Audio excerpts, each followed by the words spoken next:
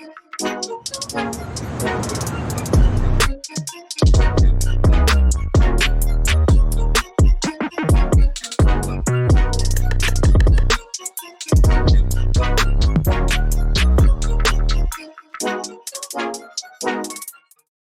and welcome to this channel. This is Sherry Fells from Media Communications Plus.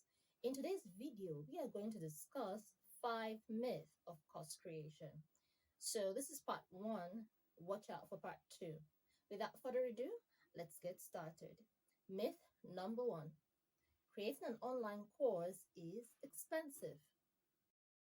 People think, newbies actually think creating an online course is bloody expensive. But the truth is, that is far from it.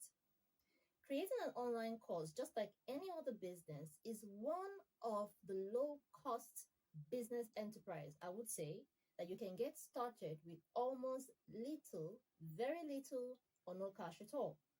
All you need, trust me, believe me, is not even your laptop. All you need is a good phone that can help you with good video quality, good pictures, and you are good to go. The only thing I know that you would actually spend money on is your internet data. And that is quite fair because, you are in control and you can manage that. Bear in mind, you cannot actually get into a business without some form of cash. So money gets money. You know what I mean? All right. So that's with that said, have in mind that it's not true. Starting an online course from scratch as a beginner is not expensive. When you scale up, then you can actually get into more paid tools, premium services, and the rest of that. So bunk that out. Starting an online course is not expensive. Myth number 2. Starting an online course takes a lot of time. Yes, creating an online course can take a whole lot of time. But that is if you want to create a flagship course. Now, what is a flagship course, you may ask? The best way I can explain it for you to understand is when you want to give a solution to a holistic problem. What do I mean by that? I would give an example to buttress my point. Now, if I am a teller, an experienced teller, and I want to teach people how to get the skill of tailoring. Now, there are many parts to tailoring. The first part would be to get familiar with your machine. From there, you have to get familiar with knowing how to sew, different shapes. From there, you have to get used to learning how to cut different styles. As a newbie course creator, I do advise to take this approach. Divide your expertise or skills into 3 basic steps. 3 basic steps. The first approach would be to create content for the entry level student. Then you move on to creating content for the intermediate level student. And from there, you scale up to creating content for the expert level student. Now, with this 3 approach, you'll be more focused to give solutions to a holistic problem. You will give a fraction of solution to a holistic problem. For instance, if I am going to take the approach which I just mentioned, I would definitely be able to create a mini course for the entry level student. Now, within that course, I can title it, or my focus would be getting used to your sewing machine. Then within that course, I can create, let's say, 1, 2, 3, 4, 5 lessons. Within that lesson, I will teach them how to know the different parts of the sewing machine, how to oil it, that is servicing, and how to get used to pedaling the machine. And the list goes on. Now, anybody that wants to take that course definitely will be a novice to tailoring skills. So the pain point of that person is, I want to learn the skill of tailoring. And of course, he or she has to start with the basics. So if I enroll in that course, The content of that course should give me a solution to the problem, which is I don't even know how to paddle my machine. I don't even know the different parts of the machine. By the time I take that course, the result would be I moved from a novice to an expert, well knowledgeable in knowing how to operate the sewing machine.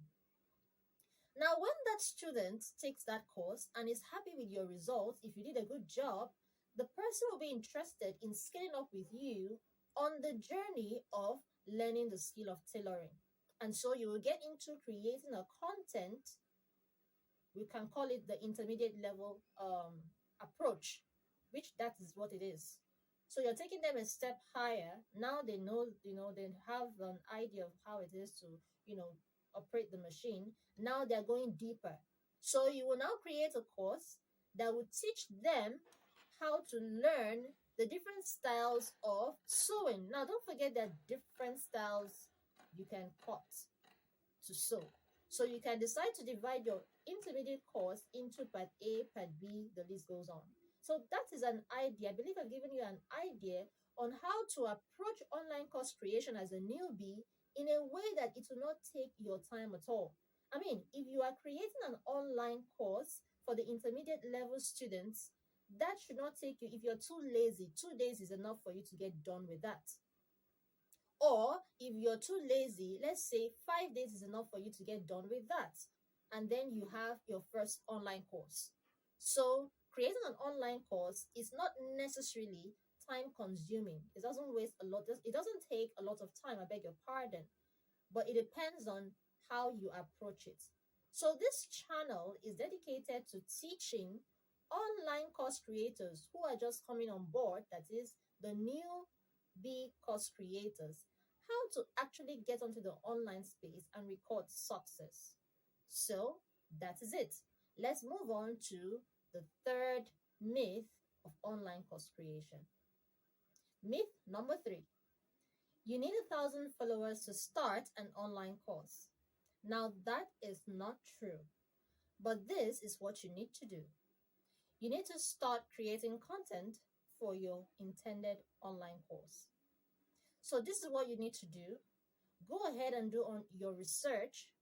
Find out where your students, your would-be students, are hanging out. That is, what social media platforms or platforms that they are hanging out. And then once you know that, you create an account with that platform and start creating content that would attract your would-be students.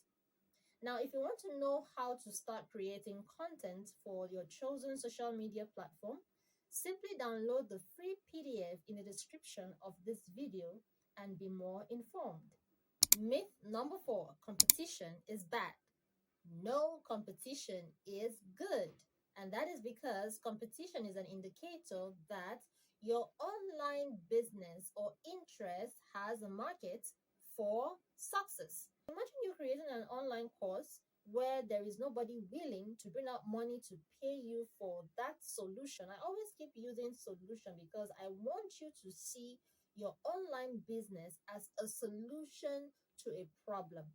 When you do have that mindset, you will definitely succeed on the online space, be it online or offline, because solutions is actually what helps you stay in business. So if your competitors are actually creating content in that area and they are actually making a success, then you are good to go. All you need to do is to go on there and make a difference. So for instance, I will still use the teller for example. Now a teller creates a course and the students are they are up to about 50% of students who are not satisfied with the content. Let's say, for instance, creating a course on how to cut certain styles. Students take this course and somehow in the middle of the lesson they get stopped, and about 50% of the students are complaining, and the creator of that course has not cared to look into the issue and actually resolve the issue for the student. Now, if you find out from your research that this is the norm, you can make a difference by paying attention to that particular style and giving a solution to that problem. So, my friend, creating an online course where there are competitors is not bad at all. It's an evergreen light that there is market for your chosen course or topic. So, let's move on to myth number 5. We are winding down. And that is, no one will buy my course. My competitors has taken them all. Now, that is not true. The truth is, online course creation is a booming business. People are coming online to teach their skills and expertise.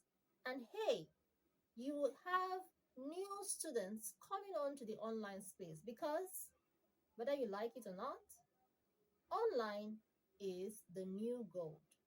Any business that is not online, with time, will find it difficult to thrive because the world is becoming digitalized. So as people come onto the online space, I mean, look at it this way. People are born every day.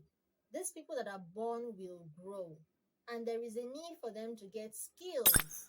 Hey, if 10 people are born, and these 10 different people, just by the course of them being a human being, want to learn different skills of life, different skills, in vocation, who will teach them if nobody is creating an online course? So if I'm good at teaching, as I do right here on this platform, I teach you, and somebody is there also that knows how to do some other thing, the people that are coming online will find people that can actually solve their problem. So forget about it. Somebody somewhere will buy your course. But this is the secret. When you create your online course, you have to learn how to market it. That's where the secret is. If you can market your online course, which is a whole different topic altogether, then you will have success. So that's it, my friends. Thanks for hanging out with me. And I hope you have learned one or two things that can help you begin your online course creation. And definitely, you will get success. Don't forget to like and subscribe to this channel if you got value for it for more updates. See you